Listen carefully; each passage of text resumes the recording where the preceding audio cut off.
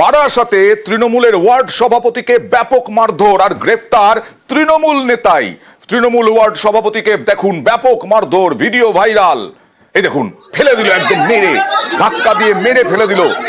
গ্রেফতার তৃণমূল নেতা আসাদুল মণ্ডল। 21 নম্বর ওয়ার্ড সভাপতি রামপ্রসাদ মিত্রকে মারধরের অভিযোগ। তুমি কি মারধর করেছিলে? না, আমি মারধর কোনো কিছু না। তাহলে তোমার বিরুদ্ধে অভিযোগ উঠছে তোমার নেতৃত্বে মারধর করা হয়েছে। একটা সমস্যা হয়েছিল ক্লাবের বিষয় নিয়ে।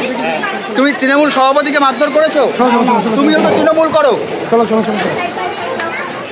কথা বলবো প্রতিনিধি জিয়াউলের সঙ্গে। জিয়াউল, সংক্ষেপে জেনে নেওয়ার চেষ্টা করবো কেন এরকম মারধর।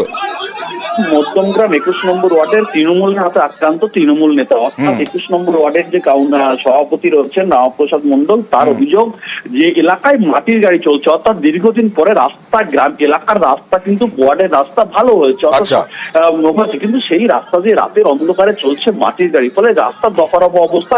এ নিয়ে তিনি প্রতিবাদ করেছিলেন। কেন তিনি মাটির গাড়ি চলার প্রতিবাদ করলেন তা নিয়ে যখন এলাকায় একটি বসাবসি হয়েছিল, সেই সময় তিনি যখন যাই তখন এই আসাদুল মণ্ডল বলে তৃণমূলের এক সক্রিয় নেতা বা কর্মী, তিনি গিয়ে সজোরে তাকে ধাক্কা মারেন। নিশ্চয়ই তৃণমূলের ঊর্ধ্বতন কর্তৃপক্ষ, দলের ঊর্ধ্বতন কর্তৃপক্ষ তারা দেখবে বিষয়টা। সভাপতি আমাদের রামপ্রসাদ মিত্র, ওনার প্রতি যে অ্যাটাকটা হয়েছে, এই অ্যাটাকটা যারা করেছে এরা এই 21 নম্বর ওয়ার্ডের দীর্ঘদিনের একটা দুষ্কৃতি চালাচ্ছে। তো আমরা এর প্রতিবাদে নেমেছি। যে প্রতিবাদটা করতে গিয়ে যে আজকে সভাপতি আমাদের যে মারটা খেলো বা তাকে যে টর্চার করেছে, সেটা আমরা খুব মর্মাহত। এখন এই জায়গায় দাঁড়িয়ে আমাদের বারাসাত উচ্চ নেতৃত্বরা এই বিষয়টা মাথায় নিয়েছে।